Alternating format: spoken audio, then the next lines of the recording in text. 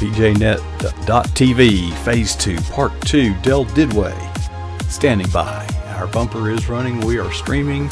We are recording. We have a chat room ready, willing, and able, and eager to hear and see the man, Del Didway. We will bring him in after this countdown to Studio 8, starting now.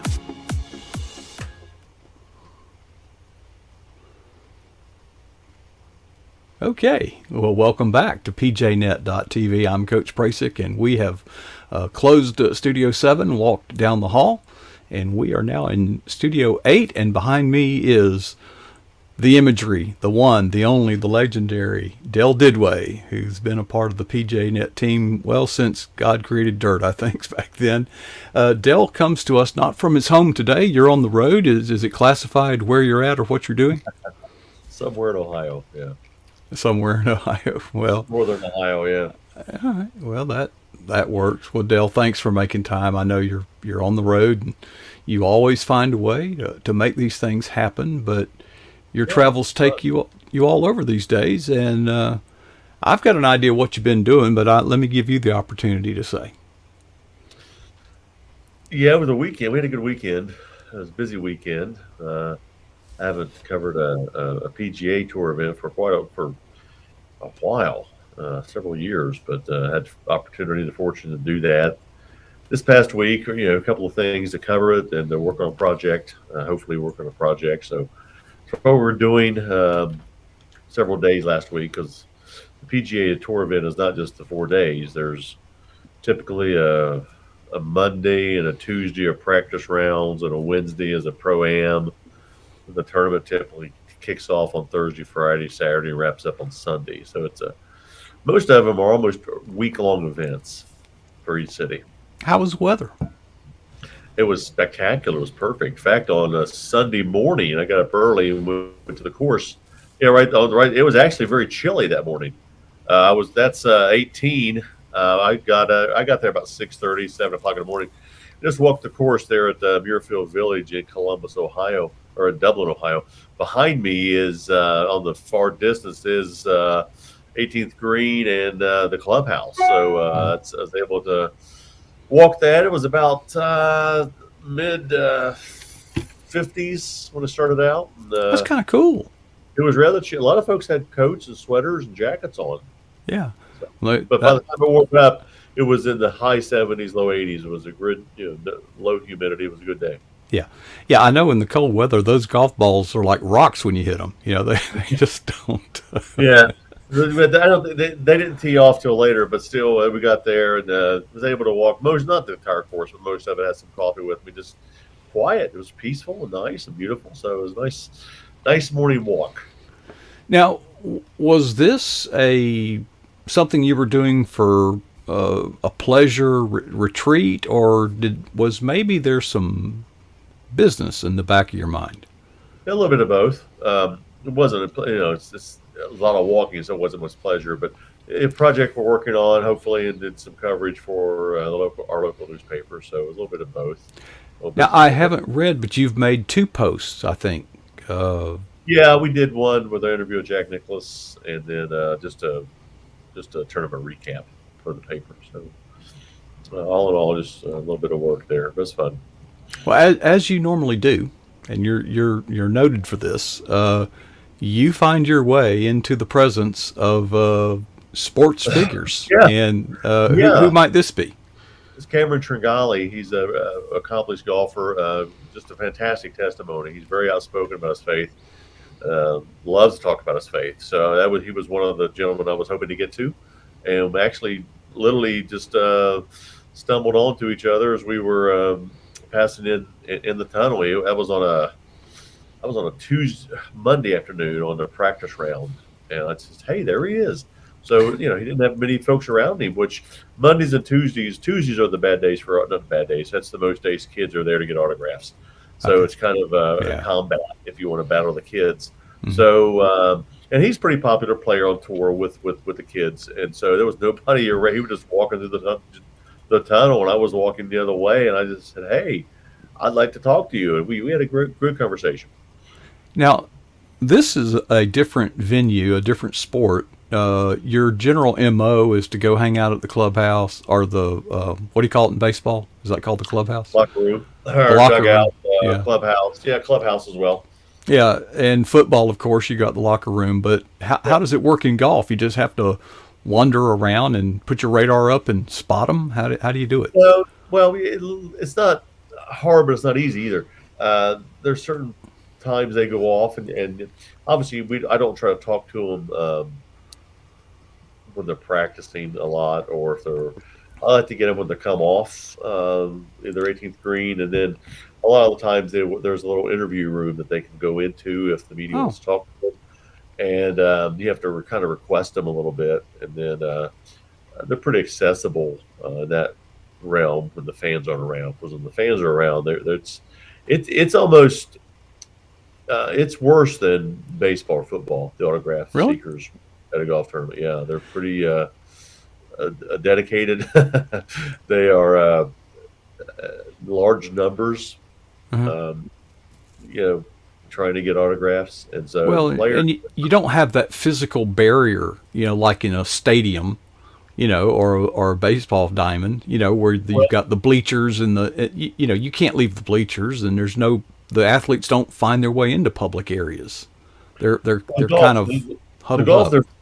they're very well protected. Really?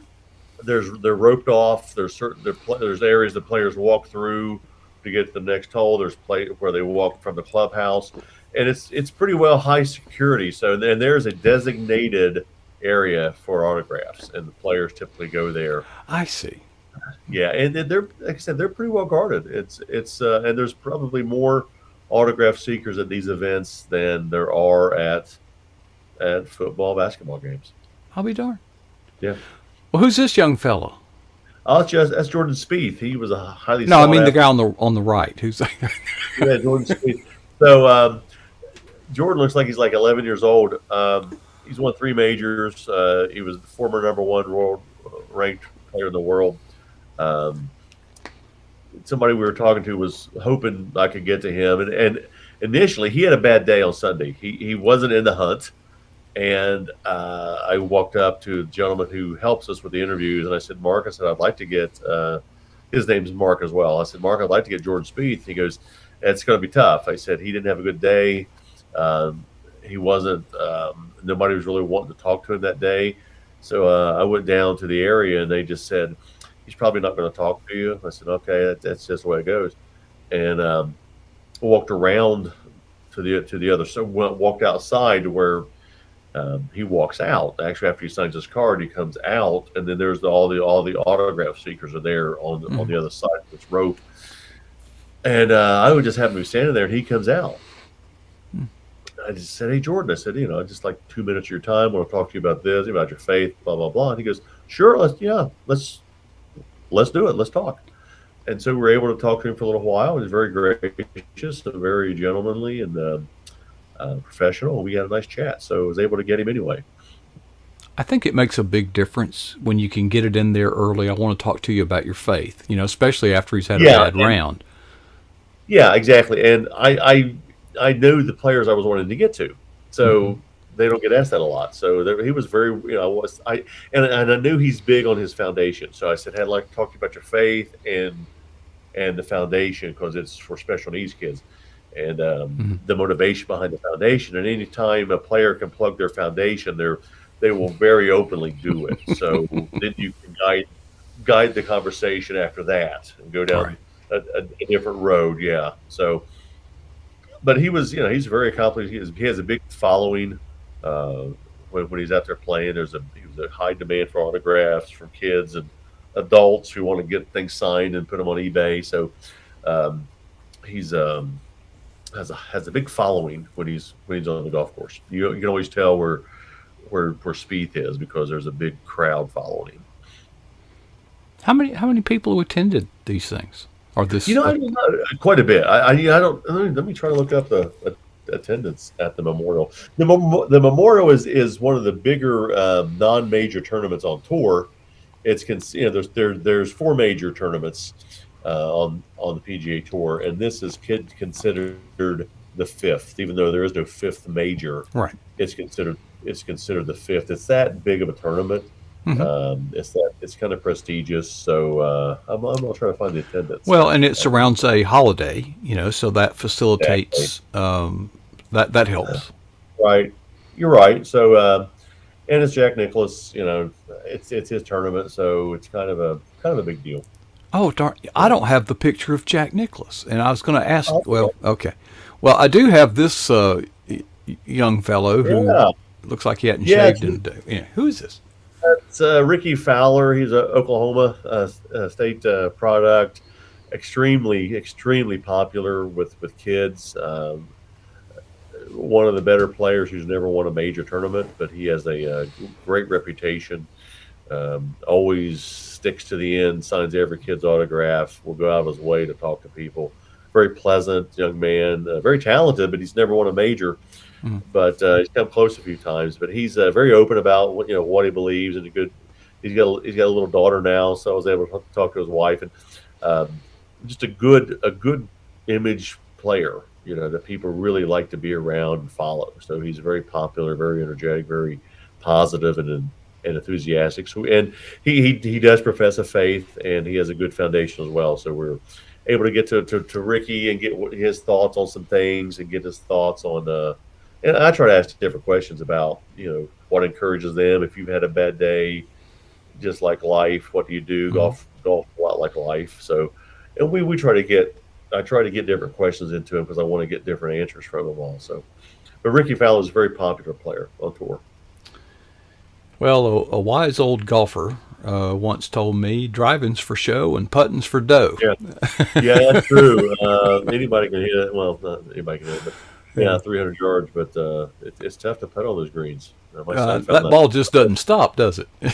No, my youngest son found that out. He was invited to go play at the Muirfield Country Club, which is real close to Muirfield Village, on Wednesday on a like a little scramble, and he said it was like putting on glass. The Hmm. ball just Hmm. doesn't stop. So, yeah, the courses are very well manicured, and it's not easy. I know, Dell. I worked at a country club. That's Yeah, kind of how I paid my way through college, among other things. yeah, But the equipment that they use is hard to yeah, maintain. Yeah, we would have to, we're near Tallahassee. We would have to take the blades to Jacksonville, Florida, to sharpen the yeah, blades on the green mowing equipment. There's those old tumbler type, it was cool stuff. yeah. I'm still trying to look at the tournament for the attendance. Can't seem to find it yet, but I'm still Well, looking. I've only got one more picture, Oh, okay. but it's a little different. Um, Oh, yeah. Hey, there's nothing better than going to IHOP after a long day. I mean, having breakfast food for dinner, nothing like it. So that's one of my favorite. I was right down the road from the hotel. who are some of the players that we haven't gotten pictures of that we haven't mentioned that you There had a was chance to someone. speak to? There Oh, was well, a Jack Nicklaus. I didn't get his picture for some Nicholas. reason. Um, we were able to talk to Jack for a while. Of course, he's a legend, and Hmm.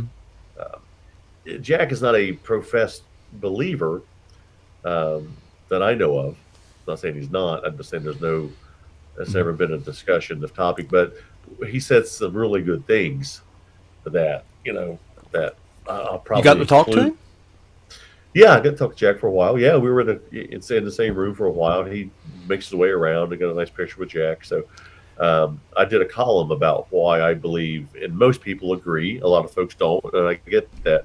Of why I think he's the greatest golfer ever played, and I went down through the numbers, and he has the most major wins, which is one of the things, and Tiger probably never will never get to that mark Well, he because of also pioneered the sport. I mean, the sport was yeah, just that you didn't see golf on television in those not a days. whole lot. And that was some things we talked about then and now. And Tiger had a shot at breaking his or matching his record or even breaking his record. And but obviously he had some issues and he has some health issues now. So he has 15 major wins and he's 46. So probably the chances of him tying it are slim the chances of him breaking it are even slimmer.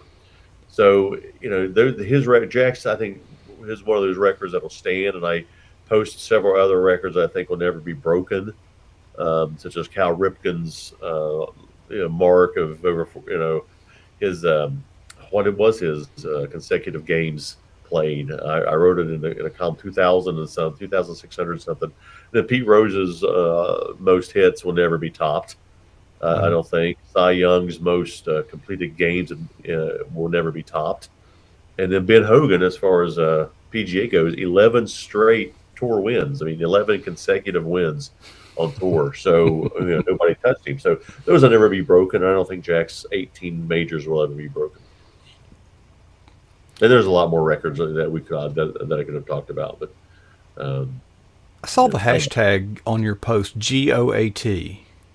The greatest of all time. Yeah. Oh, okay. I didn't know greatest of all time. Yeah. And I think that's fitting for Jack Nicklaus. Because Tom Brady scored the GOAT. Of course, I think Ali's the GOAT as far as boxing, things like that. Bird's the GOAT as far as basketball goes, but I think, and then they get into all-time wins. Well, if it's all-time wins, then it's not Michael Jordan. It's going to be Bill Russell. If you go by in the NBA standards, he has 11 rings, and Jordan got 6. So you can't really go by that. So, but I laid out the foundations for why I thought Jack would be the greatest golfer. He has the most major wins, 18. But as I pointed out in my column, a statistic that just kind of blows me away as well. So he had 18 major wins. He finished second 19 times. So he was in contention to win 27 major tournaments. And, he finished, like I said, second 19 times. So that means he was there, 18 and 19 is 37. Oh, yeah, you're right. I'm sorry, 37. Yeah. I put that right in the column. So, so he was in contention to win those. So it's like, really? Wow. So he was really on top of his game. A legend. Now, Dale, most of us that kind of know you, and we kind of know your modus operandi. You were working, is this part of a project that's still classified, or? Well, you can probably guess what it is, but yeah, I mean, it has we don't have anything official, but I'm putting it together, and hopefully somebody feels sorry for me and to do it. So we'll see how it happens. So there you are at this tournament, and every writer and author that I know was at Blue Ridge. Yeah, Blue Ridge is always very difficult for me to get to, and it's always a time thing. For a lot of years, it's the Indy 500. Didn't go this year. Then for a few years, a lot of us went out to the Book Expo America in New York City. It was the same time. And then the Memorial Tournament's always that same time. So it's all those events kind of conflict. And I'd love to I've never been to Blue Ridge Conference for the entire conference. And so I've always gone for a day or two. And it's just a bad time for me. I wish I could go, but it's just tough for me to get down there. Who were some? We had a few pictures. Who were some of the folks you spoke to that we don't have pictures of, other than Jack Nicklaus? Oh yeah. Stuart Sink was Stuart Sink's the major winner. Very popular on tour still, even though he's getting older, he's still popular. Very outspoken, very bold about his faith. He loves to talk about it. I was able to get him. I was able to talk to Jason Day for a few moments. He's a local kid who's, he's a major tournament winner from Westerville, Ohio, which is real close to Columbus. I was able to talk to Lucas Glover, who's a U.S. Open winner. So I was able to get to a lot of these guys and talk to them, and just at their convenience. I try not to talk to them during the tournament because they're focused. That's their job. That's their career. So I try to get to them either on a Monday, Tuesday, Wednesday, or on a Sunday after the tournament's over. After it's over. Yeah, and even then, they need to decompress. They're and they got a place to go too. I mean, they got another thing. They got to get on the road and get get up in the air and get somewhere else. So you have to be, I always tell them, hey, I just need a couple of minutes. I know you're busy, but 2 more minutes, and sure. And if you talk about things you like to talk about, it's better than controversial. In fact, we were sitting in a press conference with Nicholas, and a lot of them were bringing up this new league that's starting, that's causing a lot of controversy. And Jack answered a couple of questions politely. Then he says, "Hey, we're here to talk about the Memorial Tournament. Let's talk about it." So, he kind of said, "All right, I'll answer a couple of these questions, but that's not why I'm here." Yeah. So how often have you asked for a couple of minutes and it wound up being 15 or 30? I've never been that long, but a few have gone longer. But and that's the hope. That's why I always teach in these classes: get your most important questions first, because you don't know when it's going to end.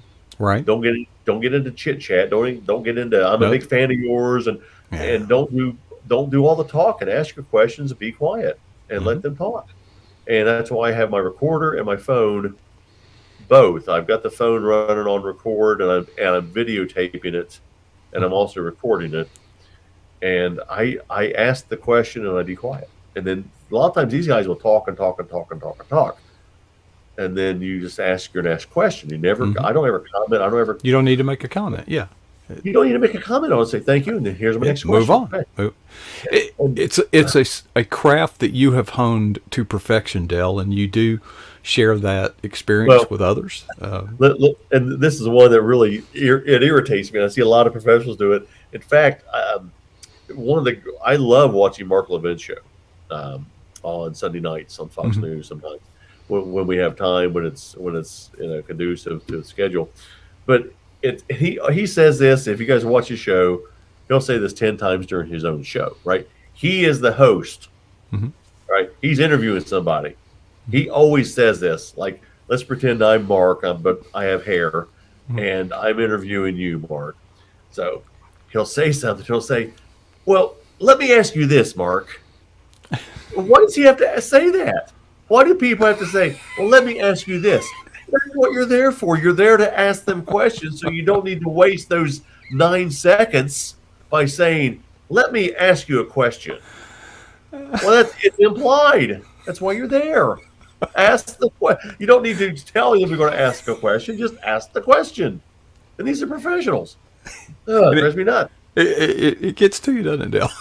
You wonder, does Tom Brady say, "Hey, let me throw the pass to you here in a minute"? No, he just throws the pass, right? It's nuts. Some of these folks, let me ask you this question. Well, like they're being sneaky about it, or they're being very, I don't know, they're trying to catch you off guard.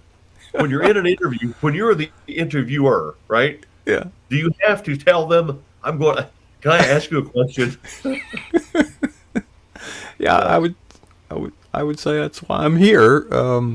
Yeah. Well, if you get interviewed, when you get asked that question, tell them that's why I'm here. I'm gonna say that wouldn't bother me so much. Here's what bothers me. Do you know what time it is? Yeah. Yeah, really. Yeah. I don't know. I sure do.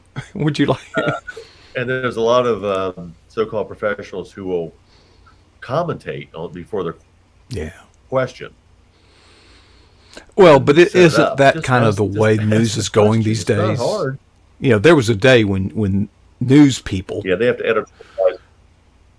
And what gets me is in the form of asking a question, they first make a bunch of statements.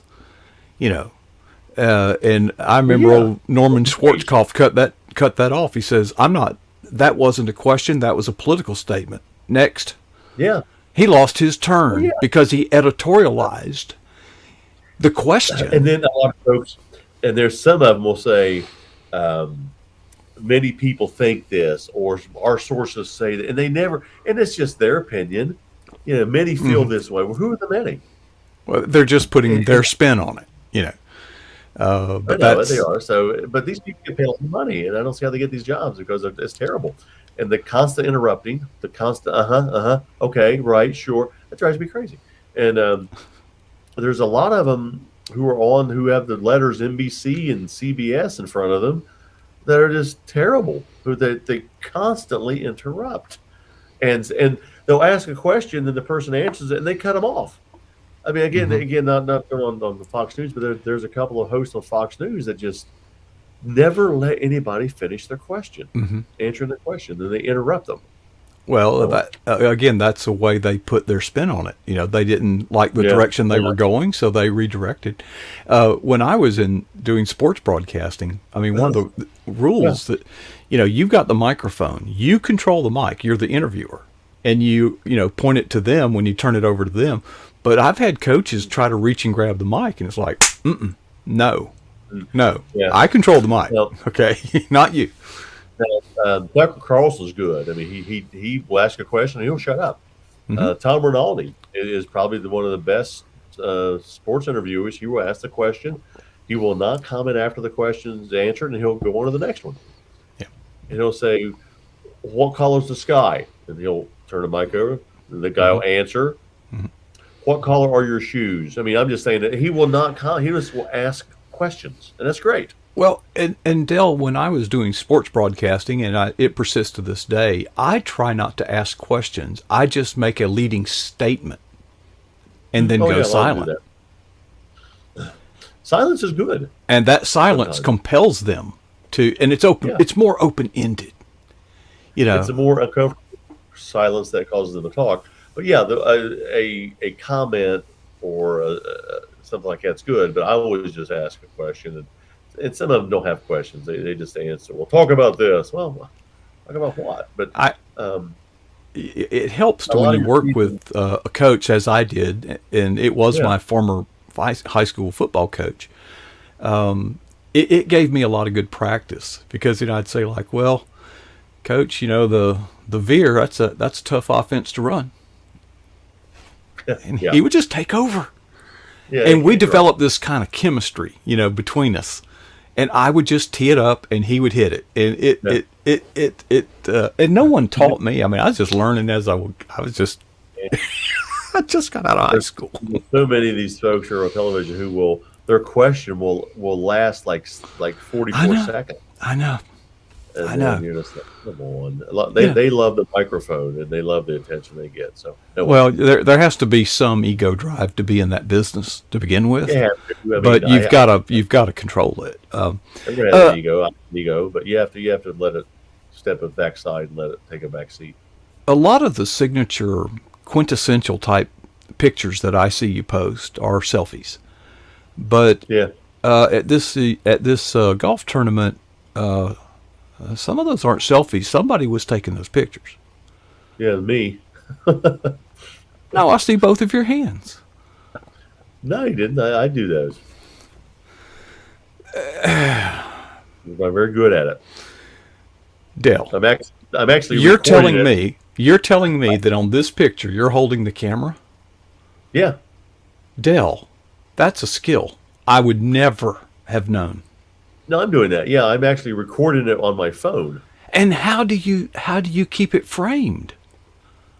You just hit the pause and take the picture. Or just do a screenshot. It's pretty simple.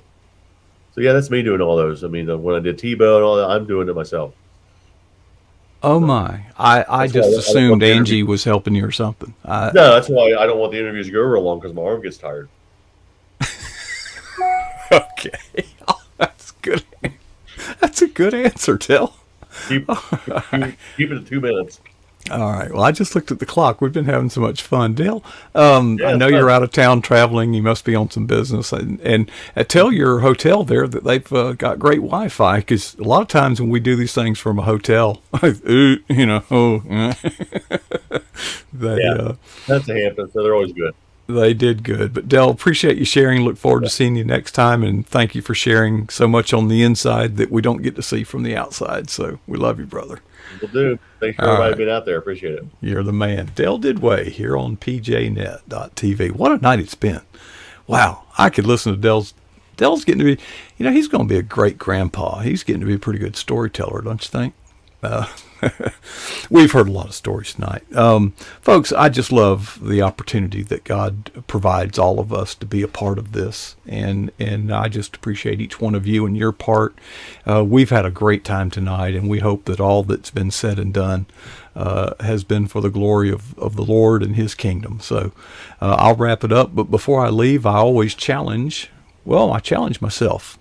But while I'm at it, I'll challenge you to answer yourself candidly and honestly these two questions.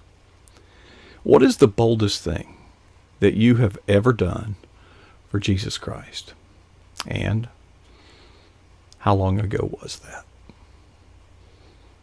And the challenge is to never be satisfied with either answer.